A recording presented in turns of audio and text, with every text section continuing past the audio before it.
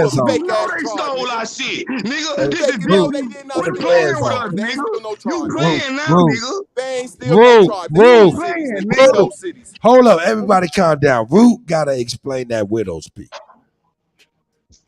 Root, explain that Transylvanian ass widow's peak. I And get that tired of these pet niggas back. saying this black and Negro shit and your fake ass tribes is fake with a white leader. All y'all fake too, my nigga. Let's build off this shit. Let's I'm Root trying to build let off sleep these that folks shit, upside finish nigga, down. listening with to your this fake dumb ass ass tribe shit, with a man. white leader. You I'm got Hey, trying to niggas let Root. telling these white folks shit, sit Root. up nigga. here Yeah, listening to Root this ain't They dumb want to say nothing ass if we he ain't ain't shit, black. man. entertained. That's a fact. That nigga's Root entertained. sleep upside down. Nah, Hey, y'all niggas talking this Dan Calloway Hey, shit. You know come up y'all gonna one have niggas time, go real to word. jail and y'all Come Nah, up have one nigga, laws. we time. just here talking you this go. Asian ass shit, Let's nigga. get That's back Can't to what even Hey, hear we the hey, basketball real on. and word. playing Turn up ball, one nigga. time and come hear the up. Fuck out of here, nigga. Like Turn up Bud one ain't time. got no Turn up right one time. motherfucking Turn up teeth, one time, real word. Come up. nigga. Fuck you talking about? Like You they can't ain't make even two hear that words, nigga. like they made two of every goddamn thing Hey, else, y'all nigga. niggas all got triggered. Hey, look, check Man, it out, Fat man. Trey, you got a fake ass charge, Hey, nigga. man, it's all Nigga, good. your It's Fat all Trey dumb got a good. ass fake fake ass fuck Woo, ass charge woo. against nigga. you, Fuck nigga. wrong with you? Fake That's some ass bitch ass Indian. hoe ass shit you on, Yeah, nigga. nigga, Don't I'll play call with me you like niggas that, out. bro. Y'all be the That's I ain't right. hey, Rue. You going too far now, bro. All right. Nigga, With I that asked y'all being niggas y'all's charge. If Rue, y'all you niggas going can't too say far y'all's now, charge, y'all bro. some fake ass Indians. Rue, I asked you you a niggas y'all's fake ass charge. Indian, And since you nigga. ain't name your Murphy tribe, got a you a fake motherfucking ass white Indian. teeth. Bitch You ain't ass name your nigga. Widow's Fuck Peak. tribe, you don't talking have about no Just playing with try your to representation. hoe bump ass for us fucking one time. Asian Widow's ass Peak. shit. Just like you don't know they stole Yeah, our Yeah, motherfucking Murphy. yeah, bitch y'all ass smell nigga. Widow's like Peak. None of Just that Indian try to dumb bump. ass straight up. shit. Just The Nigga, y'all fuck are you just too, cam up Indians. Asian for us ass one nigga. time. You a motherfucking Asian. That's Y'all why got they no ran your ass idea off how to last move us in time. these You courthouses. motherfucking Asian ass Now nigga. y'all I'm All tired of right, this so bitch look, ass shit. look, look. That's why Calm niggas don't down, fuck with gentlemen. your bitch Calm ass. down. Rue, I'm about to get on no, up out of here, Rue. I'm gonna get on out of here, man. Hey, you guys, man, I'm about to get on over to Babs, man. You guys is crazy. I appreciate that nigga Rue, man. Hey, I put him back. Don't talk crazy, nigga. Stop talking crazy with that motherfucking feds on your head and shit, nigga. Anyway, we were crazy in the motherfucker. We need our troll of the day. You know what I'm saying? We need our troll of the day. Shout out to Let Root Word Master Sensei come back. Shout out to everybody. Shout out to Come Rude on here with Word. all this lame ass man, had to shit. put Like some he don't holy know they water on stole that our nigga, man. motherfucking shit. That nigga Rude Word nuts. Here we go, man.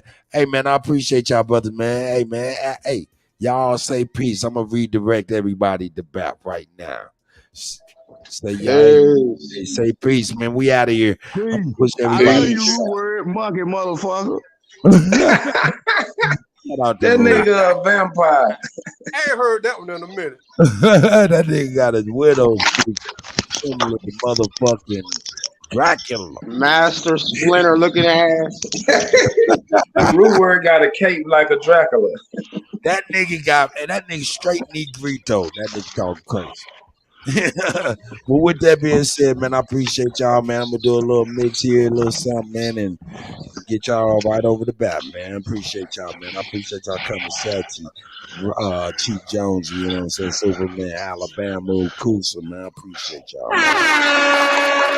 Don't stab nobody with that widow's peak today. Real crazy.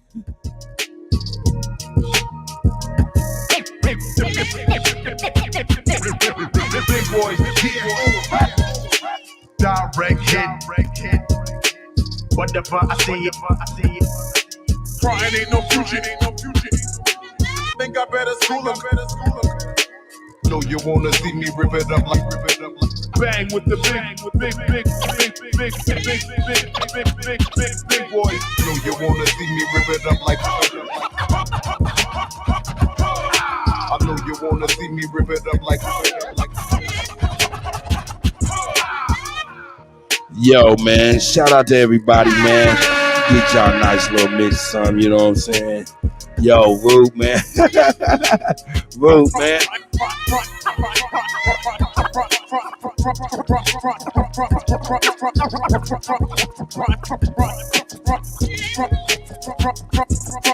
Frontin' ain't no future in your front. Frontin' so let's frontin' ain't no future in your front. Frontin' so let's think I better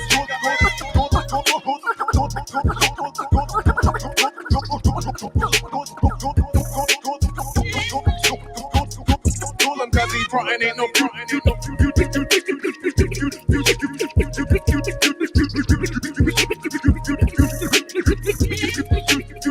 in your front.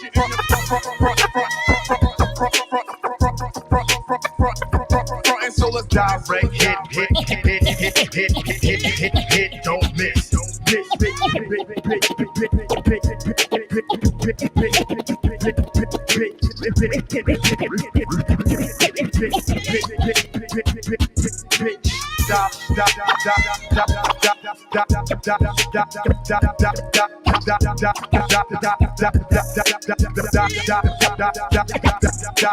Direct hit, don't miss.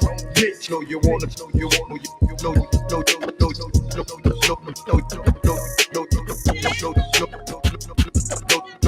you wanna see me rip it up like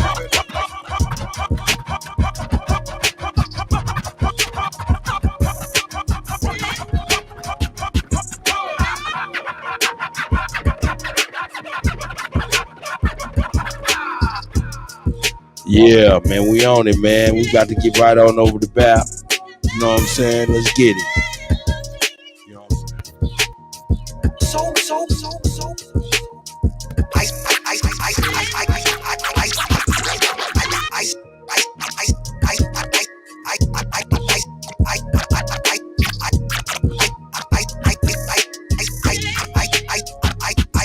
I smoke so much loud that I look Chinese. I fuck 2 bad bitches and they look Siamese. I smoke so much loud that I look Chinese. I fuck 2 bad bitches and they look Siamese. I smoke so much loud that I look Chinese. I fuck 2 bad bitches and they look Siamese. I got these bitches taking pictures, I feel like Spike Lee. You niggas get into the money, but not quite like G. You niggas ain't have to get it every night like G. And you ain't had a heart to cry shit on sight like G. See, everybody shooters now, boy, they just like threes. Some of them niggas that were we dead from 2003. My little partner got them bold, they 2000 a piece. And if you niggas try to rob and leave you soundly asleep, it's the mob, motherfucker, that's the MOB. That's the AR-15 and hold a 223. It got a honey bun on it, but I don't eat sweet. I got 2 banana clips, but I ain't climb no tree. I'm talking work, I'm talking gang, that's the birds and the bees. You ain't talking about no brain, you serve no purpose to me. If you can't look me in my face, that mean you nervous to me. I threw some bumpy brown ostrich or some burgundy seats. My bitch got 38,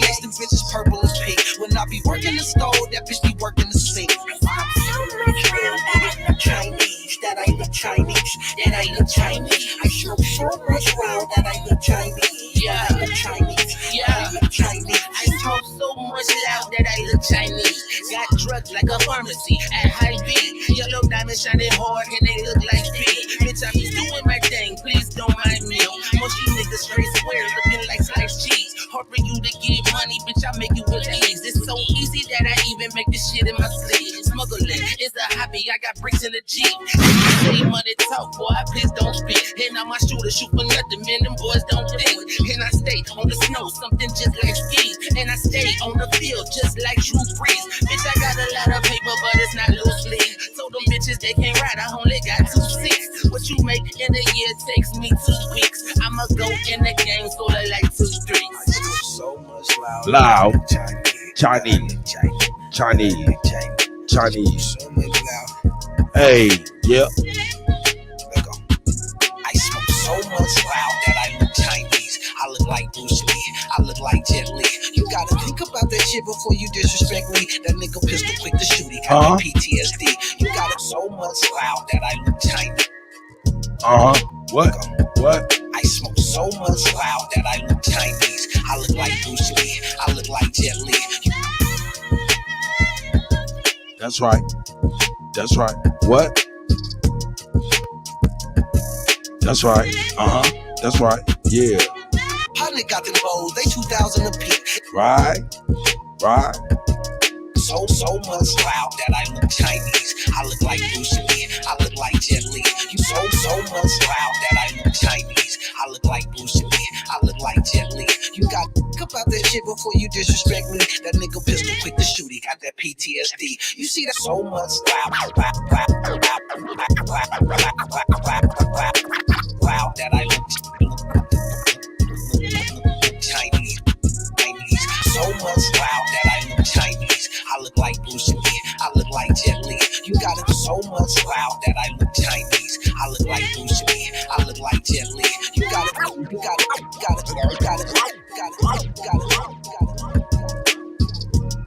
Hey, man, shout out to y'all, man. Have a great day, man. We off and on over the bat, man. Shout out to everybody. LJ, man. We words, everybody, man. We word nuts, man. Once again, man, we out. Peace.